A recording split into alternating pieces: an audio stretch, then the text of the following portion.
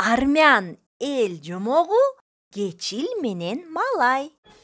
Билимдүү Кечилдин малайы болуптур. Кечил ага не айтпасын, малайы ишти тетирисинен кылчу экен. Шон үчүн Кечил ага ишти тескерисинче тапшырчу болот. Агер чаңкап суу ичкиси келсе, суу алып келбе дечү экен. Бир жолу Кечил малайын ээрчитип, өзүнө керектүү жүгүн качырга артынып, коңшу айылга бармай болот. Малайы качырды айдап алат, артынан терең суудан өтпөк болушат.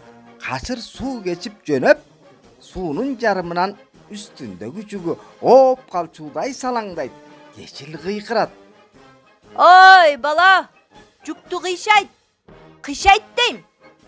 Демейде тетир айтса, ишти оңунан кылып көнгөн малайы азыр жүктү түзөйт деп ойлойт Кечил. Бирок үнүн уккан малайы жүктү кыйшайт деле, жүк сууга кулайт. Эй, чунак десе, бу эмне кылганың? Мен сага жүктү кыйшайт дедим го.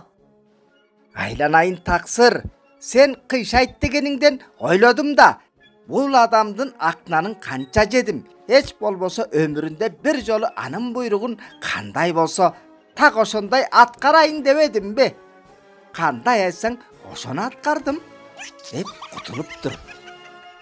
Жомокту көркөм окуган жана которгон О Шакир Жана Назгүл Бодбаева.